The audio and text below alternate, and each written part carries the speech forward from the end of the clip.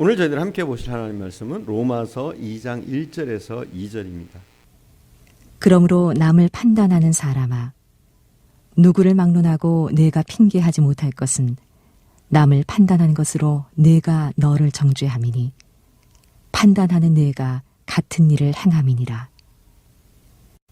이런 일을 행하는 자에게 하나님의 심판이 진리대로 되는 줄 우리가 아노라. 교회 다니는 4명의 친구가 야고보서 성경을 공부하면서 너희 죄를 서로 고하라, 이 말씀에 감동을 받았습니다. 그래서 그들이 가지고 있는 약점을 정직하게 고백하는 시간을 갖기로 했습니다. 첫 번째 친구가 이렇게 말합니다. 나는 사실 교회에 다니긴 하지만 담배를 아직 끊지 못했어. 이렇게 고백을 합니다. 두 번째 친구가 자기에게 있는 복잡한 이성관계를 고백했습니다. 세 번째 친구는 아직까지 해결하지 못했던 어렸을 때부터 가지고 있던 악습, 특히 도벽에 대해서 고백을 했습니다. 사실 요즘도 교회 와서 슬쩍 한 적이 있다고 고백을 했습니다. 그런데 네 번째 친구가 아무 말도 하지 않고 가만히 있는 거예요. 그래서 세 명의 친구가 묻습니다. 왜 너는 말하지 않아? 너만 통뼈야? 막 이러는 겁니다. 그러니까 자기는 말하기가 곤란하던 거예요. 자기의 약점, 자기의 잘못을 말하기가 굉장히 곤란하다는 거예요. 그런데 친구들이 집요하게 계속 요구를 하니까 그가 자기의 약점을 얘기합니다. 나의 약점은 남들의 흉이나 약점을 알게 되면 입이 근지러워서 견딜 수가 없어. 그게 약점이야. 먼저 얘기했던 세 사람은 이제 큰일 났습니다. 그러나 넷째 친구의 이 문제는 정도의 차이는 있지만 타락한 인간에게 대부분 나타나는 현상 가운데 하나입니다. 우리는 모두 다른 사람의 약점을 좀 드러내고 싶어요. 또 약점을 드러내면서 묘한 쾌감을 느낍니다. 그래서 우리가 뒤에서 사람의 말을 하기를 굉장히 좋아하잖아요. 이건 본능 가운데 하나라고 해도 과언이 아닙니다. 오늘 본문은 바로 이와 같은 판단의 죄에 대해서 가르치고 있습니다. 우리가 누군가를 판단하고 뒤에서 험담하는 것이 얼마나 무서운 죄인가를 말하고 있습니다.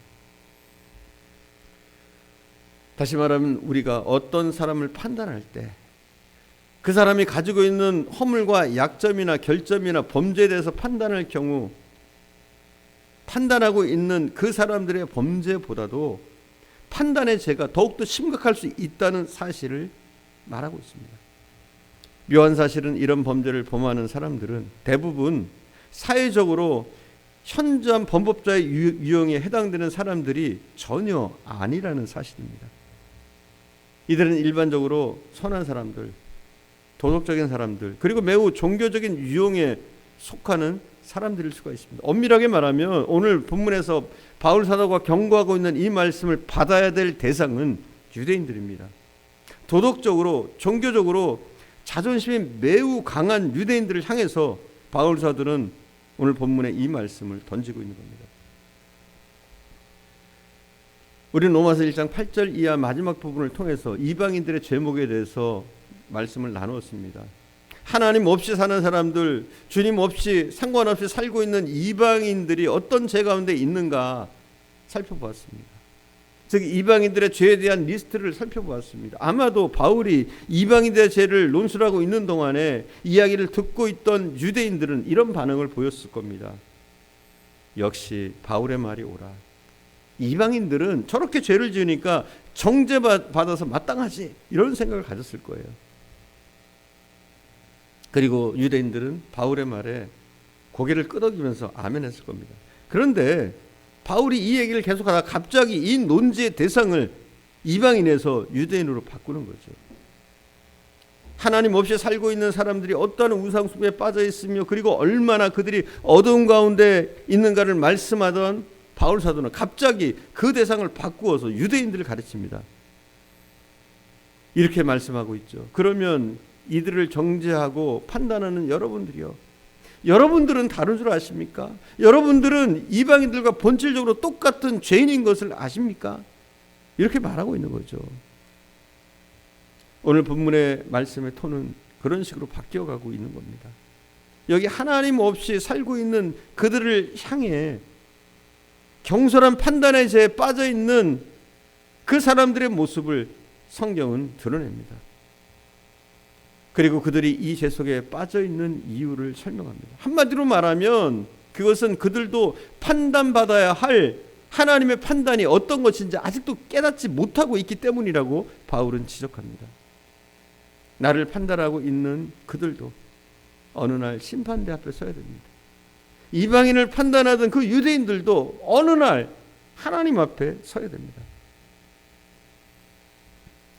주께서 우리를 판단하실 때, 하나님께서 저와 여러분을 판단하실 때 이 하나님의 판단은 어떤 유형의 판단일까요? 오늘 본문은 이 판단을 세 가지로 얘기합니다. 세 가지로. 첫째, 하나님은 진리대로 판단하십니다. 오늘 본문의 내용입니다. 진리대로 판단하신다. 1절입니다. 그러므로 남을 판단하는 사람아, 누구를 막론하고 내가 핑계하지 못할 것은 남을 판단하는 것으로 내가 너를 정죄함이니 판단하는 내가 같은 일을 행함이리라. 그 다음 2절 말씀도 같이 읽겠습니다. 이런 일을 행하는 자에게 하나님의 심판이 진리대로 되는 줄 우리가 아노라. 여기서 진리대로라는 말에 밑줄을 한번 그어 보십시오.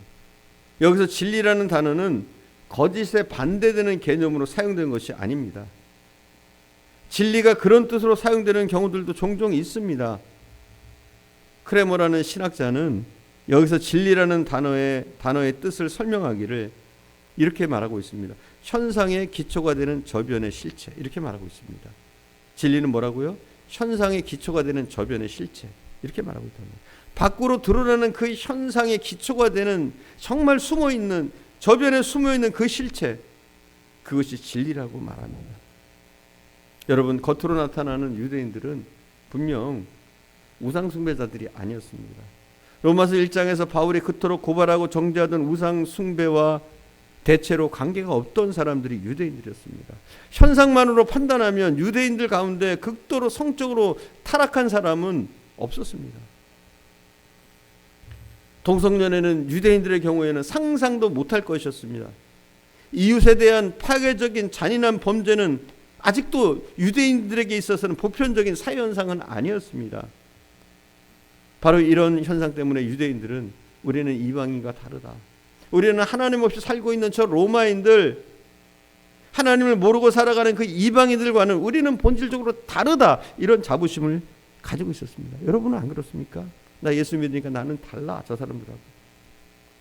그러나 바울은 그 굉장히 기본적으로 드러나는 현상만을 보지 않았습니다. 그 현상, 그 바닥, 그 밑바닥에 숨어있는 실체를 봅니다. 그리고 그 실체를 바라보면서 이렇게 얘기합니다.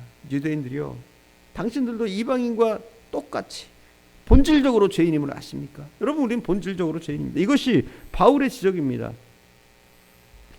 그들에게 살인의 죄는 없었지만 그 살인의 죄를 야기시키는 동일한 미움의 죄, 그들 안에 그것을 바울은 보았습니다. 그들에게 간음죄는 없었습니다. 그러나 간음을 유발할 만한 동기가 되는 음욕, 그것을 바울은 보았습니다. 그들에게 동성연애는 없었지만 실험적인 성적 행위를 흥미를 갖고 즐기고 싶어하는 그 타락성이 그들 가운데 존재하는 것을 바울은 보았습니다. 그리고 말씀하기를 남을 정죄하는 사람이요, 남을 판단하는 그것으로 내가 정죄함을 받으리니 판단하는 내가 같은 죄를 범하고 있기 때문이다. 이렇게 말하고 있어요. 여러분, 우리는 다 죄에 물든 사람들, 죄를 온전히 이기지 못하는 사람들입니다. 어쩌면 경중의 차이는 있겠지만 우리도 다 죄인이지 않습니까? 하나님이 없다면, 그분의 자비가 없다면, 용서하심이 없다면 다 같이 심판대 앞에서 망할 자들 아닙니까? 여러분, 하나님의 판단을 잘 기억하십시오. 보이는 현상만으로 판단하지 않으십니다. 하나님은 판단하실 때 우리의 중심을 보신다고 하시잖아요. 우리를 심판하시는 그 심판의 자리에 우리는 전능자 앞에, 창조주 앞에, 그 심판하시는 그분 앞에, 예수 그리스도의 그 심판 앞에 서게 될 겁니다. 하나님의 판단 앞에 내 자신이 서야 한다면 우리가 그렇게 쉽게 경솔하게 내 이웃의 죄악을, 그들의 잘못을 판단할 수는 없습니다. 바울의 말처럼 우리 역시도 하나님 없으면 심판받을 수밖에 없는 존재인 줄 믿습니다. 우리가 은혜로 구원받은 것을 기억하면서 우리가 유대인들이 저질렀던 그런 범죄, 오히려 믿지 않는 자들을 수군거리던 그런 모습, 나는 저들보다 낫다 판단하던 잘못된 판단의 모습, 우리 가운데는 존재하지 않기를 축원드립니다. 기도하겠습니다. 사랑하는 주님, 우리가 혹 나보다 믿음이 약한 사람을 판단하지는 않았습니까? 우리가 세상 사람과 비교해서 굉장히 우월함을 가지면서 나의 교만과 나의 자랑으로 이것을 여기진 않았습니까? 주님, 우리가 구원받은 것 하나님의 은혜인 줄 믿습니다. 저 이방인들도 하나님을 만났다면, 저 믿지 않는 사람들도 하나님을 만났다면 저와 같은 모습일 것을 믿습니다. 연약한 저희들 주님의 은혜를 경험하게 하시고 또 하나님의 자녀 삼아주심을 감사합니다. 더 이상 우리가 사람을 판단하는 죄를 저지르지 않도록, 그들의 범죄를 보면서 전혀 우리는 뉘우치지 못하는 모습이 되지 않도록 주님 은혜를 베푸셔서 더욱더 우리가 믿음 가운데 견고하게 설 수 있도록 은혜를 내려주옵소서.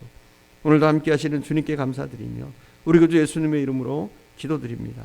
아멘.